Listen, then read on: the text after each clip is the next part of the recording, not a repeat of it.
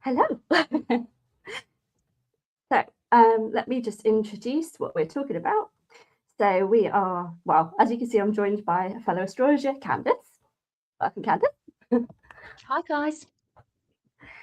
So we are talking about the non-negotiables, or the outer planets, which are Uranus, Neptune, and Pluto.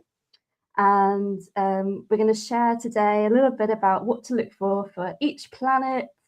I'm going to share a bit of Greek mythology. We're looking at astrological keywords, a little bit of tarot. And also, we hope that between us, we can somewhat give you a spiritual and astrological mapping for when you experience Uranus, Neptune, or Pluto. Oh, hi, Jasmina. Oh, is she there? I can't see. Why? I need to maybe change my screen. Oh, she's just literally written a little comment to say that she's driving and listening. So, Oh, thanks. cool. Hi, Jasmina.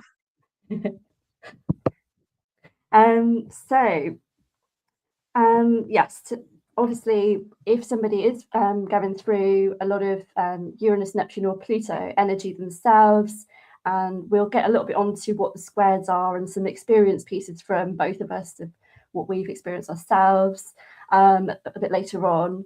But while I'm here, I am Emily from Emily Lunar Astrology, and I'm a professional astrologer, tarot card reader, and the moon lover. And I'm joined by Candice. Let me introduce her in case you don't know her. She has been a hairdresser for 27 years. Always loved listening to people's stories and understanding what makes them tick, which I have come to know about her a lot as we both studied in the London School of Astrology together. So a few years after losing her father around her Saturn return, feelings of unrest and yearning for more started. A friend introduced her to Reiki back in 2013, which sparked the start of her spiritual journey. And then her whole world has opened up. She's gained certification in Reiki and crystal healing. And I'm sure that if you look at her Instagram or anything else, you'll see that she also has certificates from assignments she's also done with the LSA and looking to do more, I'm sure. Certificate. Yay! Got the certificate.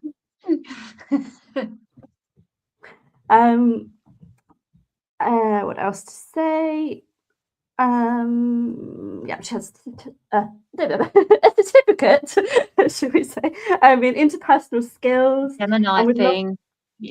Sorry. I have Chiron and Gemini. I trip over words, it happens. And she would love to explore the deeper world of psychological astrology and therapeutic counselling. So let me just also mention that it would be amazing if you could give our video a like if you enjoy what we're sharing, and also follow Candice through her Instagram. And I'm sure later on I'll let you know her details, or she will herself. But we have prepared some things to share with everybody that watches now or in future, or listens through the podcast on Spotify or Substack. So,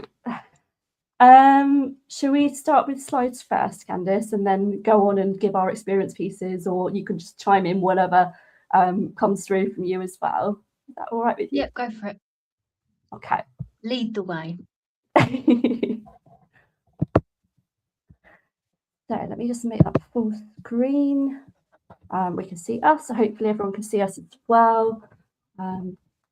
Right, so if we look at Uranus then, so it has a cycle of 84 years and tends to spend about 7 years in each sign. We have keywords of eccentricity, liberation, it awakens people, disrupts things, detaches. It causes shocks and catalysts, sudden changes, reversals, discoveries, and it's quite rebellious in the way that it shows up. It happens to be the ruler of Aquarius. So I've just written a little bit about what Aquarius is. Aquarius takes the unusual or unique paths in technology, science, or future-based pursuits and translates these for communities, holding space and rebelling against the status quo, or revolutionizing the path ahead. Some people would also say that it's the planet that we associate and the sign we associate, Aquarius, with astrology.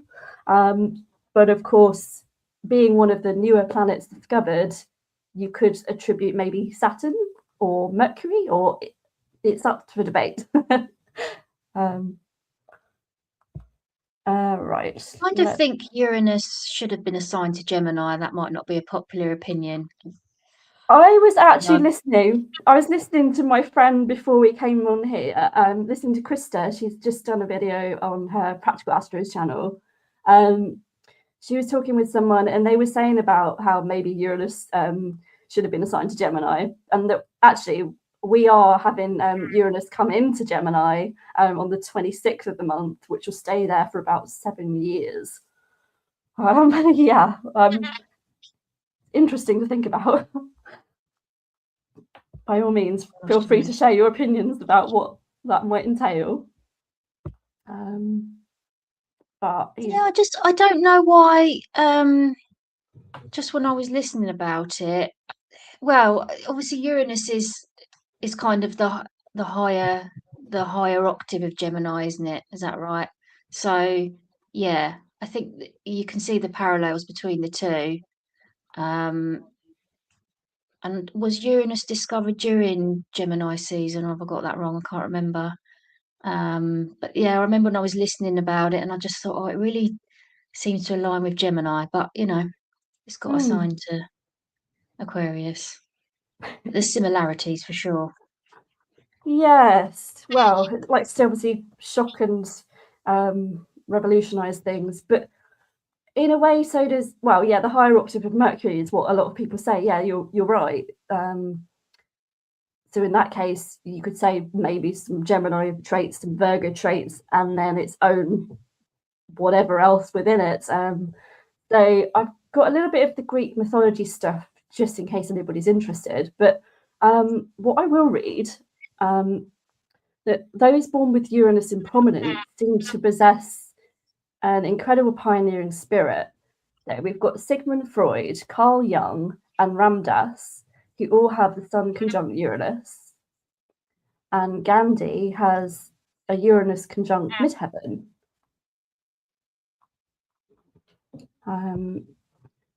So Uranus is the... Something strange with the sound here. I don't know whether it's just me. Yeah, it's echoing in my... I can hear it. I don't know if it's too loud. It's kind of vibrating. Are you getting at your end as well? Yeah. Yeah. Turn it down slightly. Okay, I don't know if that makes a difference, but okay, so... Oh, yeah. So Uranus is the iconoclast, the divine rebel. Maybe when I talk for a bit, you mute, and then you can unmute when you want to talk or whatever. We'll see whether it makes a difference that way. Because if it's coming through either one of our things, I'm not sure. Okay, I think it's all right now. I've just muted. I'll unmute. Yeah, I'll mute whilst you're talking. Maybe it's it. Maybe. Unmute whenever you want to talk, and I'll shut up. Right. So, yeah, this was some things that I found from Gutman and Johnson's book that they did on mythology and astrology together. So they said, that Uranus is the iconoclast, the divine rebel. He's also the creative power of human will. And the Latin word Uranus is derived from the Greek Uranus, which is in turn related to Sanskrit Varuna. And the god Varuna is both the creator and the guardian of cosmic law. So yeah, I think that comes back to our little point about whether actually Uranus or Aquarian energy does actually rule astrology. So then I've just given some tarot ideas. So Uranus in tarot is the Fool card. It takes a leap of faith into the unknown. It's pure potential and limitless possibilities. We're getting a bit of an echo again, but I'll just have to deal with it. So it's card 0, the beginning and end of the hero's journey. And as Uranus is the ruler of Aquarius, I've then said that Aquarius is the star card, all about inspiration, freedom, healing. And I love actually about the sort of the vulnerability and the pouring of compassion or electricity into the earth, because you always feel a little bit on yourself if you're pouring something, much like if you spray perfume or something along those lines. I think I'll leave that bit there. What are your thoughts, Candice? Is there anything you'd like to share about Uranus that I haven't mentioned there before we go on to the transits to? Not really, just whether when you want to step in and kind of share personal stories.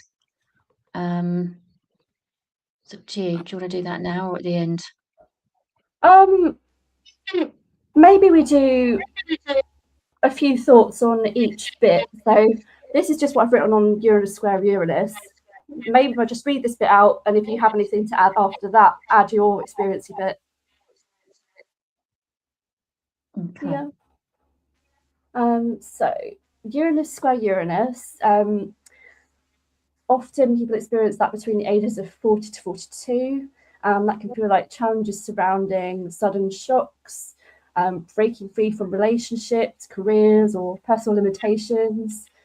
And these can eventually lead to greater aligned communities, feeling free or liberated in some way, to be your most authentic self. Maybe some new discoveries or soulful fulfillment comes up. And then you can discover some more compassion for yourself and others. I call it the shake up and the wake up, because I think a lot of people that are maybe a fixed sign can get stuck in things too long. And I think when your Uranus is not strong in your chart or you're not familiar with it, it can come along and really feel like a massive shock, and just shake you up. And I think of it as like a leveling up. And then I guess with hindsight's a wonderful thing. You can then look back and go, oh, that was actually a massive breakthrough, but it doesn't feel like it at the time. It can feel really, yeah, just like, I guess, like a bit of an earthquake, a sudden, the ground sort of breaking under your feet. And yeah, like cataclysmic's a good Uranus word, isn't it?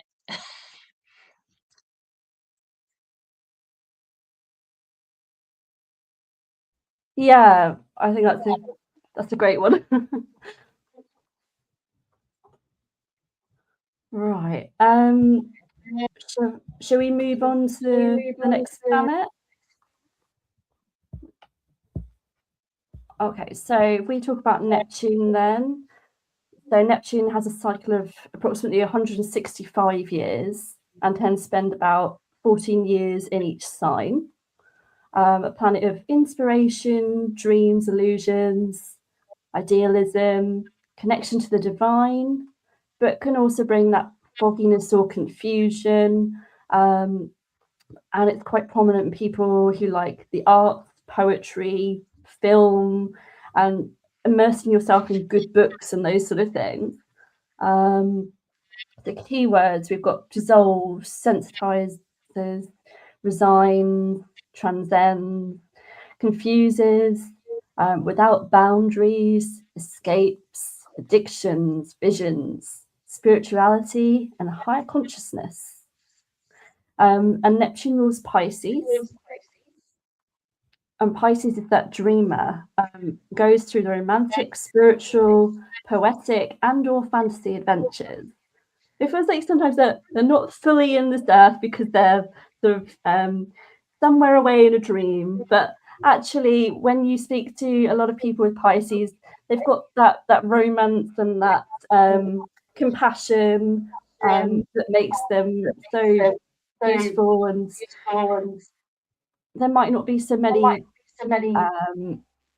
words or out there consciousness like Gemini might be, but they're with somebody who's more subtle in their way they present. But there's definitely a way that we can support that, and I love that. I think when I start talking to people about Neptune or Pisces, I was doing it the other day with a friend who's got a moon in Pisces, and words just start to fail me because I'm a moon Neptune anyway, and you're talking about those Piscean 12th house things, and just, you both sort of realise that words are not enough. It's a feeling that you get, or you transcend, and it's just weird how my words dry up when I start talking about Pisces, Neptune, 12th house things. I always think that's quite funny.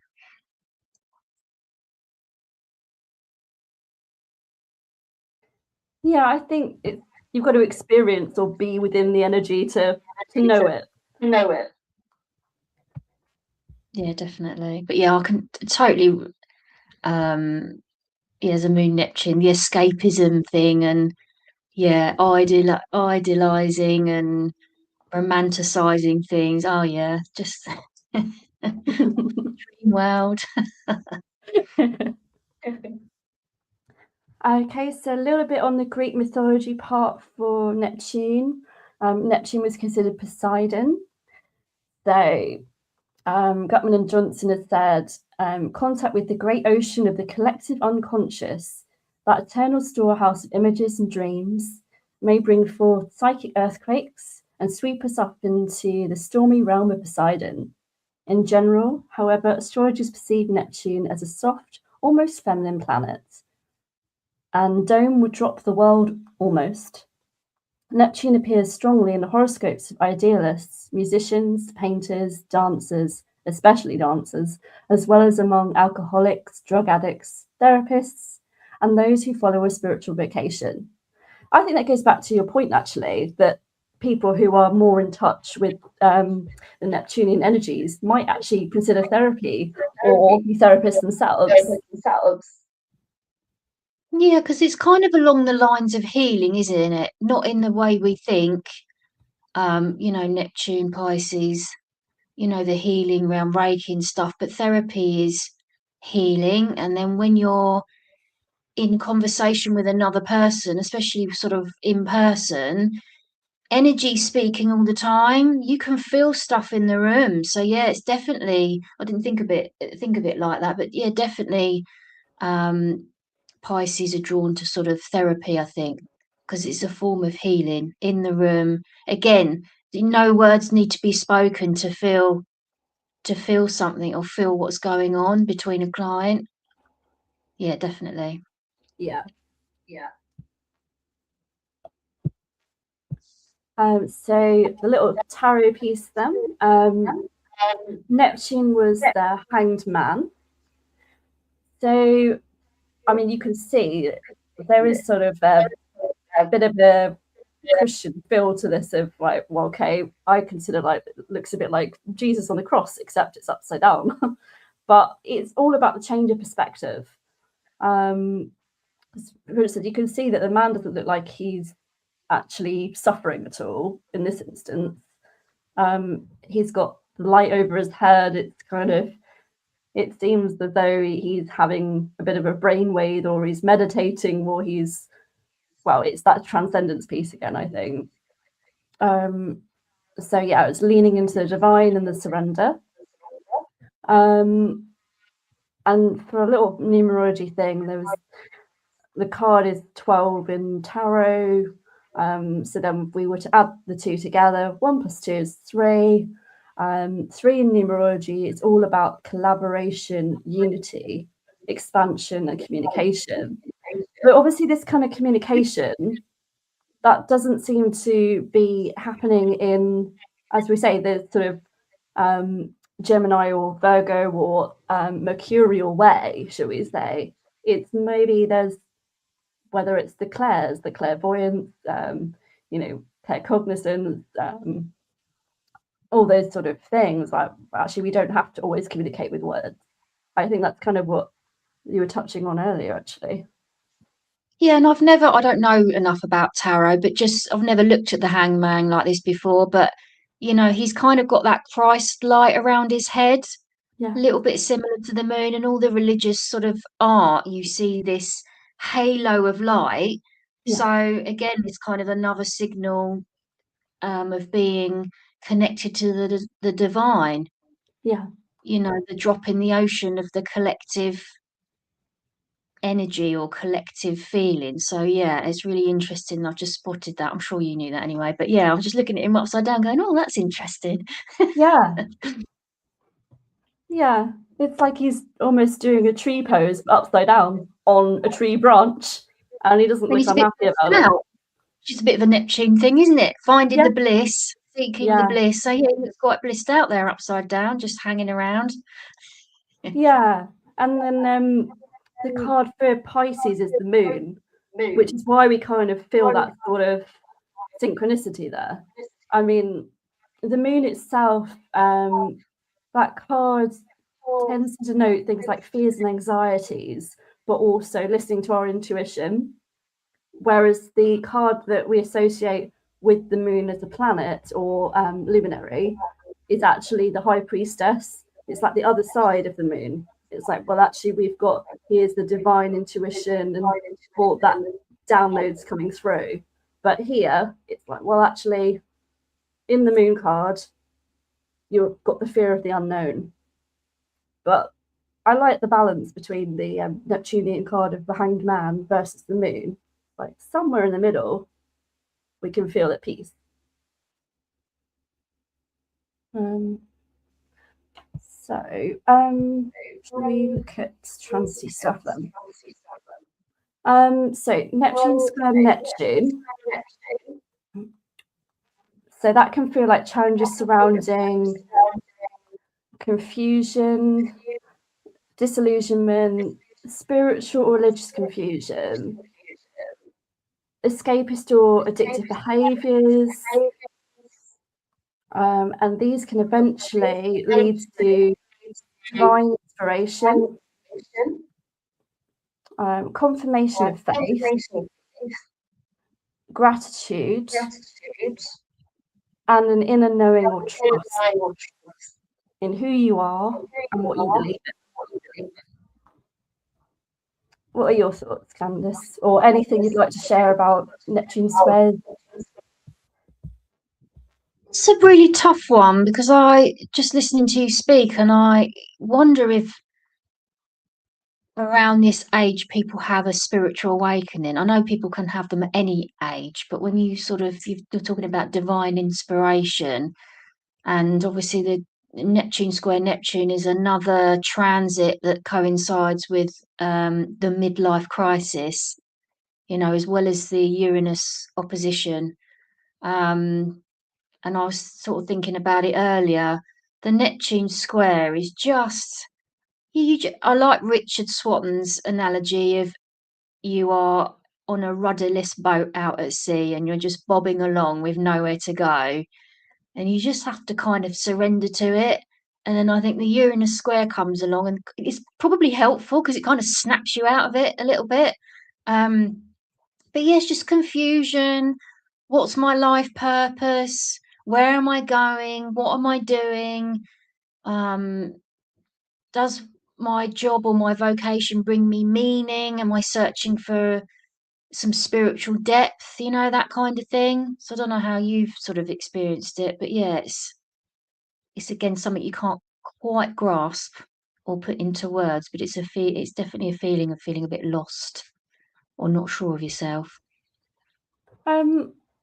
I'd have to look at my chart, but I'm actually only just turning 40 in May. I haven't noticed anything sort of Neptunian happening in my chart yet. It's not to say it hasn't happened. I haven't looked back to see, oh, has anything happened? But it hasn't come into my field of awareness. Mine was 2022. I mean, I don't know the exact dates, but yeah, so it's recent enough. But I'm having Neptune is sitting right on my Mercury, so I'm getting another dose of this. Just go with it, and nothing's definite I think that's the thing with Neptune. Nothing's definite. You just have to go with this blurriness. There's no boundaries. There's nothing definite, which for an Aries is tricky, but it is what it is. Yeah, I can imagine. So Aries for me is in my 12th house. I've only got my North Node there. Fiery spirituality, like spiritual downloads. It's a bit like Neptune in Aries now, isn't it? Similar kind of vibe. I don't know. How does it feel for you, Aries in your 12th house? I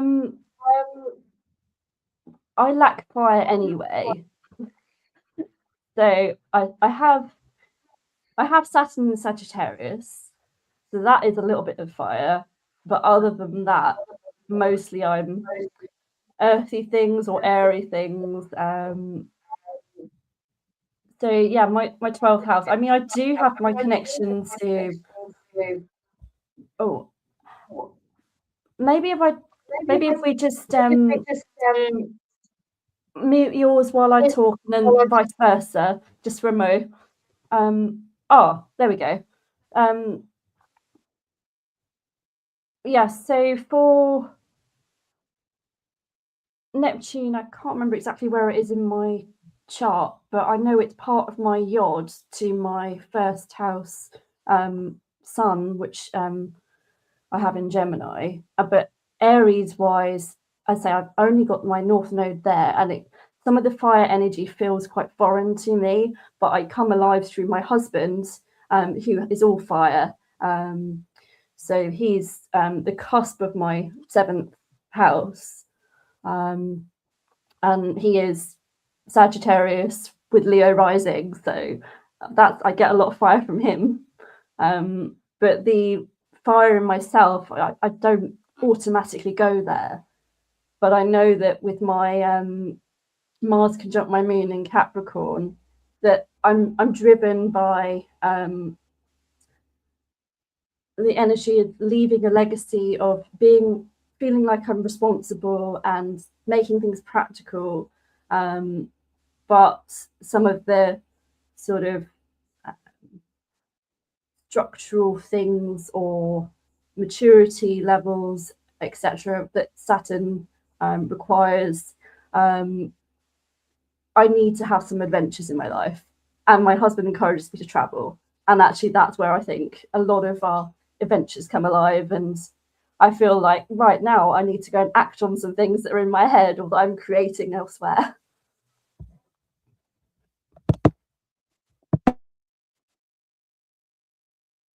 Yeah, it's the fire, it's the spark, it's the fun. And when you were just speaking, it was almost like life feels quite serious for you sometimes, or it sounded it with the responsibility. So then your husband comes along with this Leo and childlike, and let's have fun and be creative and not abandon your sense of self, but just it's like that dancer like no one's watching kind of thing. Do you know what I mean? Just have fun and step into creativity. What degree is your North Node in Aries at? Oh, it's at 29 degrees. So yeah, the critical degree. I haven't got anything at that late, but yeah, and you invite those into your life that you need, and I do think that's true. And whatever energy you're lacking, I've found that with friendships, I tend to, I've got a lack of water, so I have a lot of watery people or water ascendants in my life. So I think you find it how you need it, whatever it is. Yeah, definitely. Yeah. He does sort of bring me alive, as it were, and actually makes me act on the things. And you're 100% right. So should we have a little look at Pluto then? The cycle of 248 years, and takes approximately 14 to 32 years to move through a sign. It's a planet of intensity, transformation, passion, power, control, destruction, depth, shadow, and it's that birth, death, and rebirth that we need in life. The keywords: erupts, buries, brings to light, strips away, eliminates, humbles, empowers, cleanses, non-negotiable transformations, evolutions, obsessions, and extremes. Pluto rules Scorpio. Scorpio needs intense, out of plain sight adventures into mystery, the taboo, and sexuality. What are your thoughts? Well, I have, yeah, I'm an 8th houser with Pluto opposing, so I'm kind of familiar with these themes. What do they call it? The big dog or the black dog? Isn't it Winston Churchill? Yeah. Yeah, I think maybe this is one of the hardest ones because it's, well, they're all hard in their own way, but you just can't avoid it. It is a deep transformation, and you're not the same person after. That's all I can say. You're not the same person after you go through a Pluto transit. But they're not to be feared. They're just, again, I think of, Earth as a school, and all these astrological cycles are there to help us step up and evolve. Because if you stay the same, nothing changes. So Pluto comes along and you experience these deep transformations, and hopefully you can realize why it had to happen, what you've learned, and how much you've grown as a result.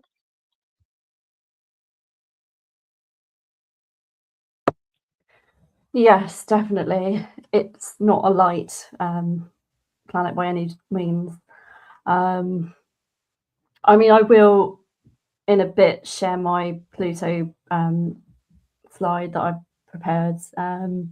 But yeah, a lot of what you say. I mean, I am an 8th houser, but not for my Pluto. I'm an 8th houser for my Capricorn moon conjunct Mars at 22 degrees, and there's also actually I think that's where Neptune resides, if I remember rightly.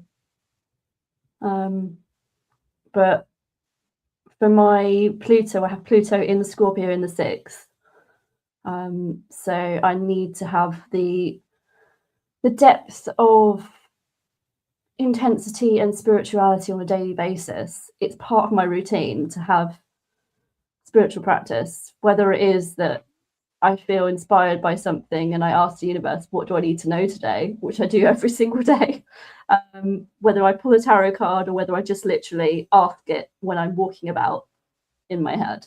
Other than that, it's the spiritual showers that not only am I cleaning and cleansing my body, but I feel like I'm cleaning and cleansing my system as I'm sort of chanting away to Kali, which Kali is that blue-black goddess of destruction who clears away what doesn't serve us so we can find bliss.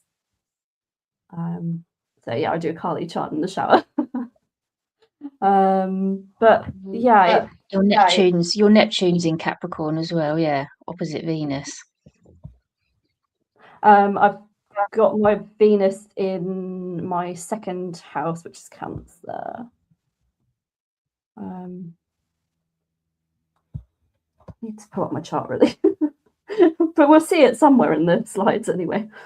To be fair, sure. I wonder if I can get it on my phone. Yeah, somewhere. Oh, there's my chart. Yeah, I have Neptune in Capricorn at 5 degrees, and I have Venus in Cancer at 6 degrees. So yeah, they are opposite each other. Neptune sextiles Pluto, and both Pluto and Neptune quincunx my Sun, so making my Yod. Yeah. So I have to focus on all the Gemini energy. Although I have 27 degrees Taurus rising, so I do the embodiment piece before I tend to share things out loud a lot of the time. But sometimes I just have to say something. Typical Gemini. But yeah, I do love to do the embodiment pieces. Right, okay. Meditate every day, yoga every day.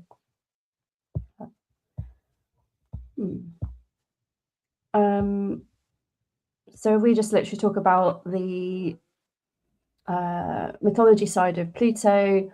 The Pluto, whom the Greeks called Hades, was reintroduced into our world like his brother Poseidon. Hades was given rulership over a region of the world less glorified than what brother Zeus commanded. Hades ruled the realm of darkness and dread, the world of the dead. The feminine counterpart of Hades is Persephone, and many women who have Pluto in the high focus have experienced a strong resonance with Persephone and her story. She was abducted at a very young age by Hades, and though she ultimately came to enjoy her life as queen of the underworld, she too has always lived in shadow, in the shadow of her mother Demeter, whose possession, I think I should say, was extreme. And then at Hades' side,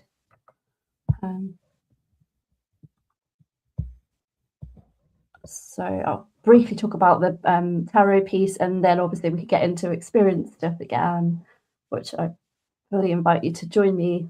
So Pluto, it's judgment in the tarot, all about renewal, rebirth, and forgiveness, owning your past and integration. So it's card 20, which is the 2 in tarot numerology, about partnerships, balance, harmony, and intuition, which links us to the High Priestess of divine, feminine, lunar energy and trust. As Pluto rules Scorpio, Scorpio is the death card, which is all about the end of cycles. It doesn't denote actual death usually. It's the end of a cycle, a habit or relationship, inviting deeper transformation. So Scorpio, the death card is number 13 in the tarot.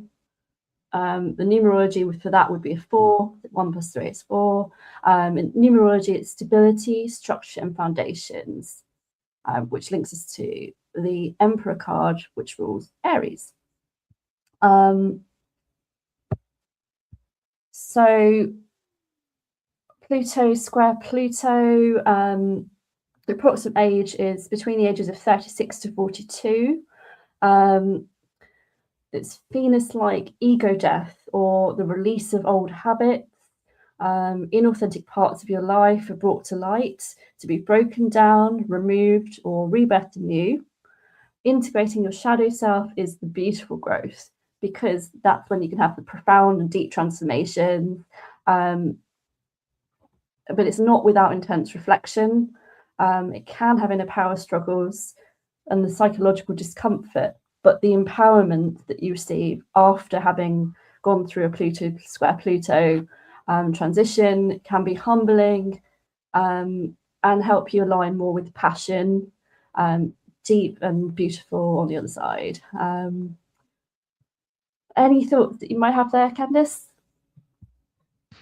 Just resonate with all of that. It's yeah, like I say, you're just not the same. But you know, even through the hardship, the deep psychological distress that does come with it, unless you're really familiar with the Pluto stuff and you've been through so many transformations and you can just go with it and let go, which I don't know many people that are that chilled about it. I wouldn't go back. I wouldn't go back to my life before. So it was awful time. And I don't want anyone to go, oh my God, Pluto square Pluto is going to be awful. But you have a choice in how you handle it. But I don't regret anything and I wouldn't go back. Because I wouldn't be where I am now. I wouldn't be talking to you. I wouldn't be doing astrology. So there's always a silver lining. Yeah. Life isn't life without these cycles. You can't have light without dark. joy without sadness, etc., etc. So yeah, resonate with all of that. Yeah, that's beautiful, the polarity piece. And actually, yeah, I 100% agree with that. I'm actually currently in my Pluto square Pluto at the moment, which I've noticed that, yes. They're both at 5 degrees. Yeah. I mean, I'm not sure whether it's because we're in Aries season or whether it is the Pluto part, but I have been experiencing the sort of inner frustrations that, things in the Muggle job. This feels like there's sort of change without the actual beautiful results. It's more a case of feeling like you're in a pressure cooker, and you're going through all the things that unnecessary evils in a way. But then also there's the frustration of, okay, so I'm not able to be full-time in my astrology at the moment, and it does sometimes play on my mind. I'd love to be doing this full-time, to be either talking on my YouTube channel or having more clients and all these things, or writing more articles, but we still have to make money, and the cost of living's gone up, and I'm not that far off minimum wage, which is going to go up again as well, which means I will be back on minimum wage when it does. So yeah, there's all those little pieces. To go on holiday anywhere, which I am thoroughly looking forward to doing at the end of May, if the flight isn't cancelled due to the oil crisis things that are going on at the moment. Yes, Crisis, right? Pluto is a crisis. There you go. Hopefully, hope it can still fly. Please let me fly. Manifest it. Yeah, we need Lisbon. We really do. I mean, years ago when we went to Madeira, we loved that, and so I've still got that dream that one day we will end up living in Madeira or Lisbon, Madeira or Portugal mainland.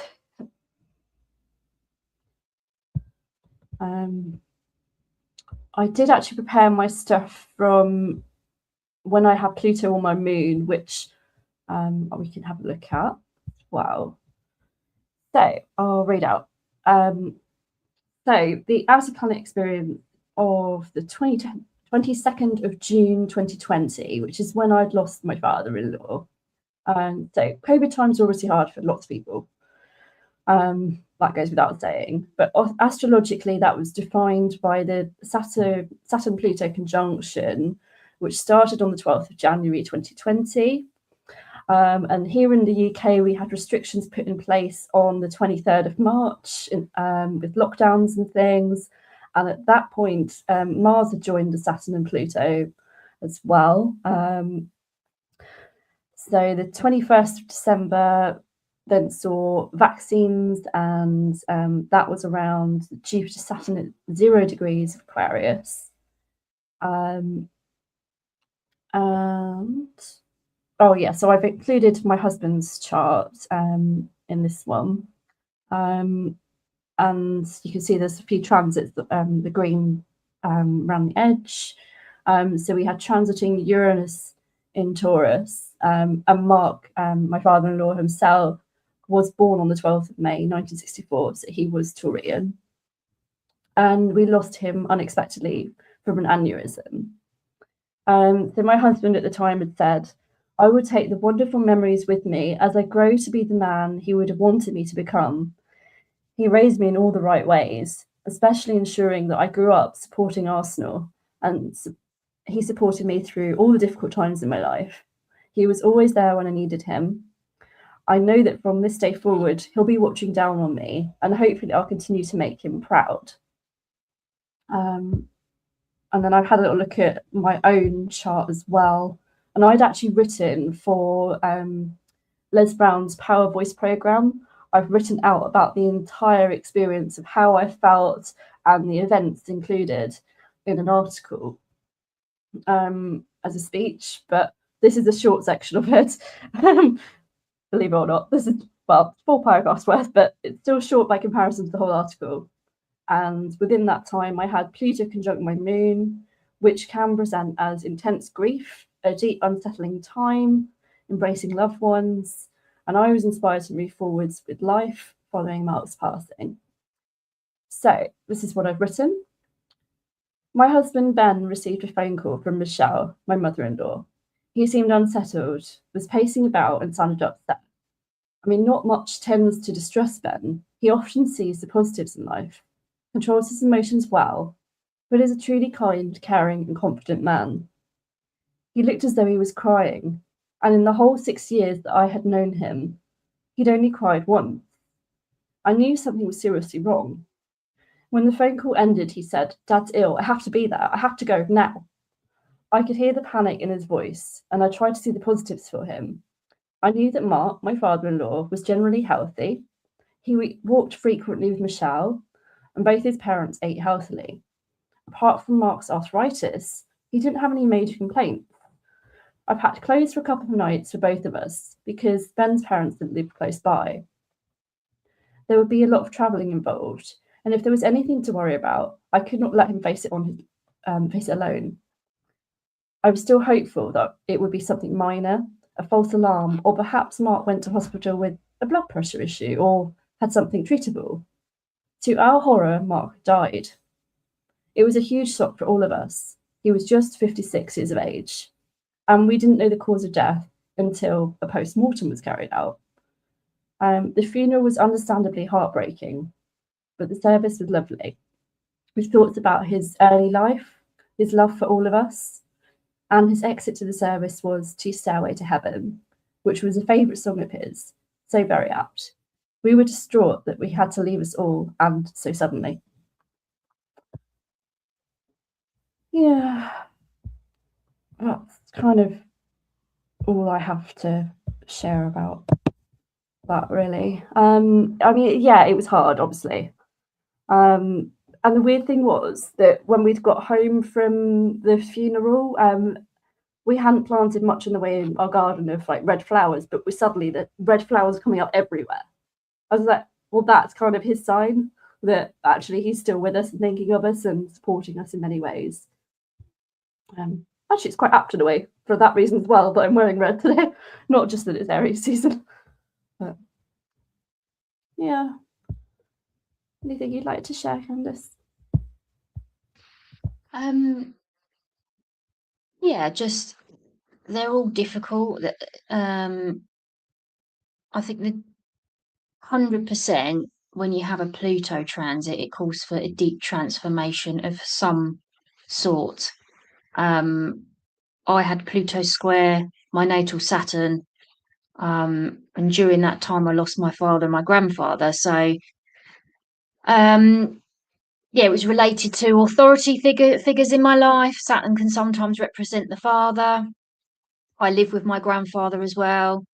But then later on, I had my Pluto square Pluto, and that was about the death of an ego, really, the death of my old self, power struggles, where I'd given away my power and claiming my power back, because Pluto's all about power, power or people that have power over us.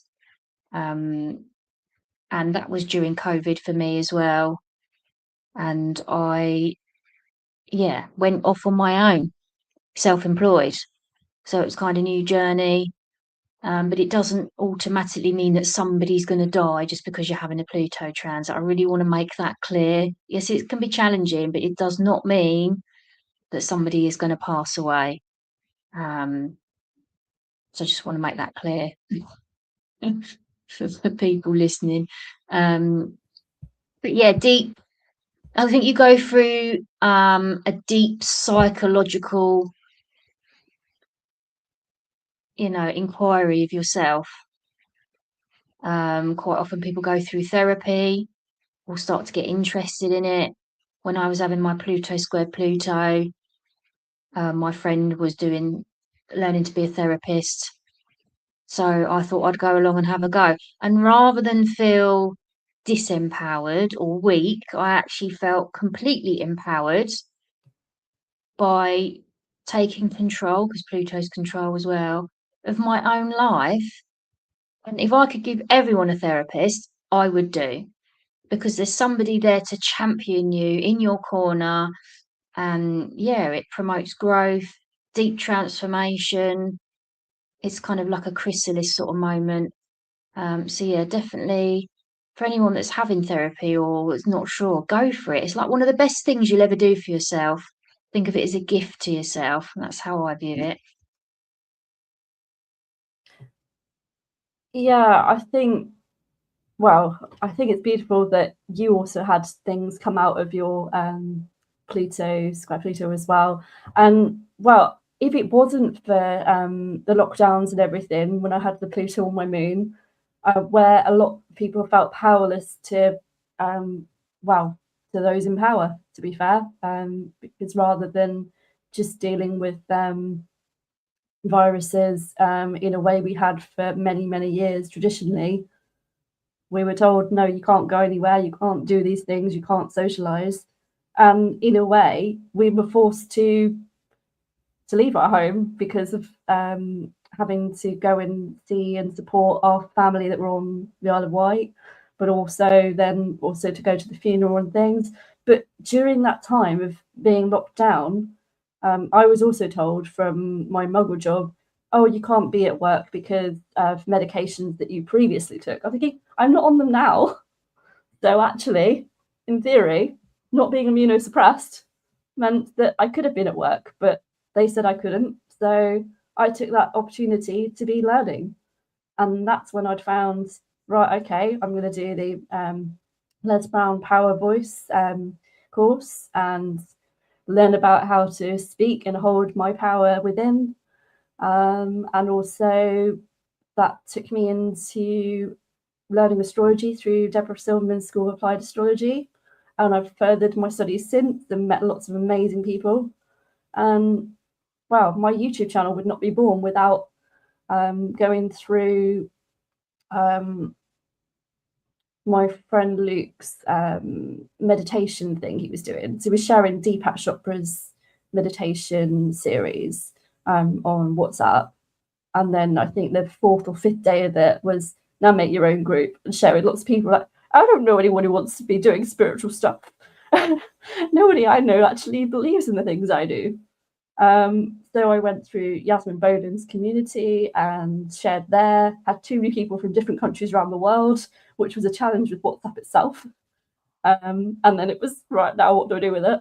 And I said, well, we'd kind of like to actually have these meditations at the times that you share them, or be able to look back on them more easily than using WhatsApp. So that's when I'd made a YouTube channel to share stuff, because Facebook wasn't always going to be the easiest way either.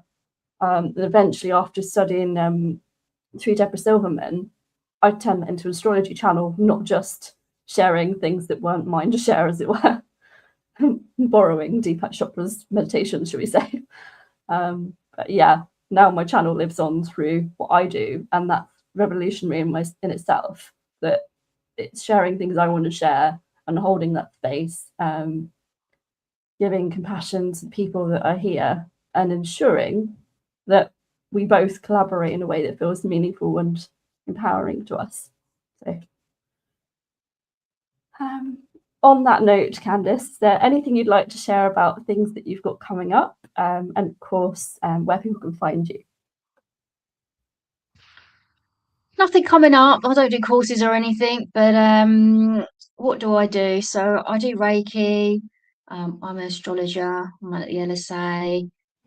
I also do sort of decorative natal charts for adults, children, pets. I love pet charts. They're amazing. And I do consultations as well. So yeah, you can find me on Instagram. Don't even know what my Insta name is. I think it's CandiceMorris.com. I think it's Candice.uk. .uk. Yeah, CandiceMorris.uk. Yeah. UK, yeah. And all our links and things are in the description.